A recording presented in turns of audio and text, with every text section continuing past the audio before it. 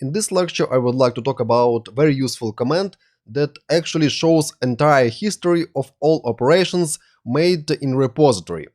But please note that this command will output only changes that you have made on your computer on your local repository. And it is actually log of all operations. And using results of this command, you are able, for example, revert back to the state that was in repository before performing reset operation. Let's assume that you have resetted your repository to 5 commits back, and afterwards you want to revert this operation as well and get 5 commits back again. That is possible using git reflog command. Let's have a look at it in action. Let's enter git reflog simply in this repository, git reflog. And you'll see here this output. In this output you see SHA-1 hash, then you see references, if any. For example, here is current reference of head, it points to dev branch, and the dev branch points to this commit. Then you see strange abbreviation like head, add, and in curly braces 0. This is actually counter for specific reference. And notice that by default in this output of git reflog command you see all references of head, all operations made with ref head. And last operation here that was made with head pointer is actually commit with message changed image width. That is a commit that we have made in a previous lecture. Before that, we have moved from temp branch to dev branch, and we have actually moved head pointer from temp branch to dev branch. That's why this operation is related to head reference. Let's actually try to have a look at all operations that we have performed in temp branch. For that, you can close this output and write git reflog show, and here write name of the branch, for example temp. And I'll see here only 3 operations. And we have actually created branch from the head. Here is first action. Next action, we have committed some changes of the width, and afterwards we have made additional commit, change of the width in a temp branch.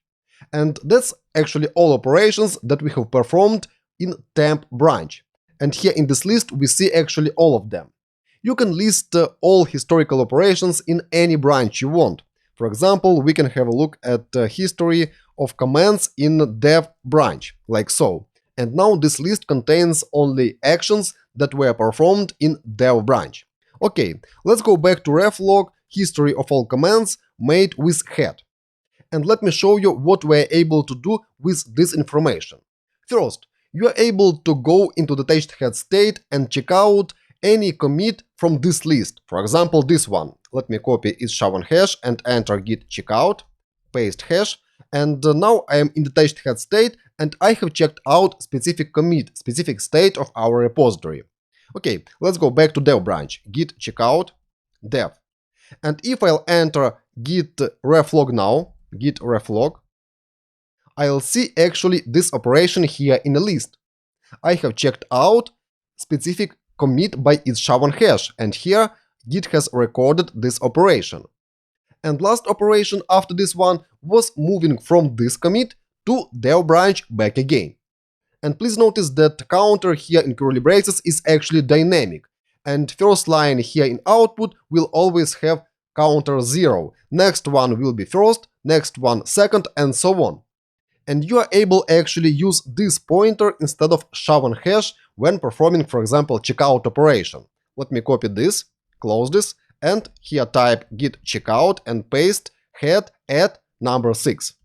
And now I am again in the attached head state, in state where this repository was 6 operations back. We are also able to get to the previous state using head at curly braces 1, like so. And let's, for example, get back to dev branch like this. Let's enter git reflog once again, and now I'll see all those operations here on the list. Let's now do following.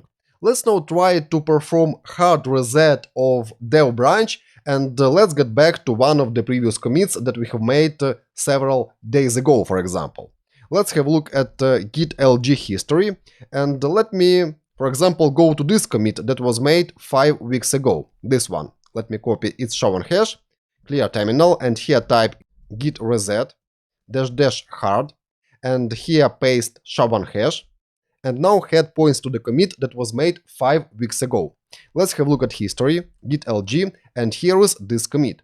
Now head points to dev branch, still dev branch, and dev branch points to this commit.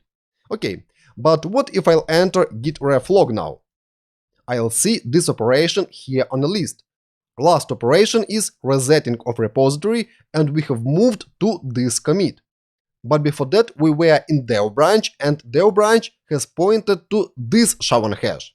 And if I am not happy with reset operation and want to get back to the state before git reset, I am simply able to perform another git reset but using this SHA-1 hash.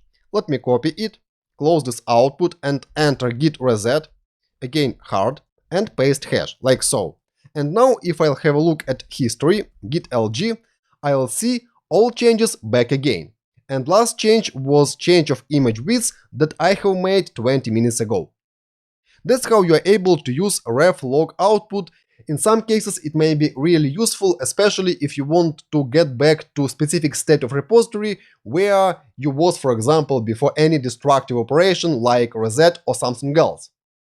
Okay, but please keep in mind that this operation lists operations that were performed only locally in your repository. It doesn't show you operations made in remote repository or on other computers of other collaborators. It is only local reflog.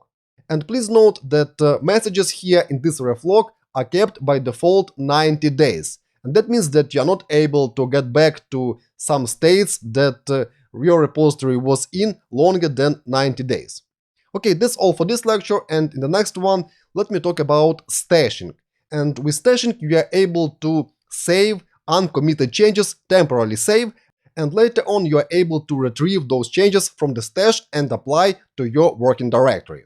Let's discuss it next. Bye bye.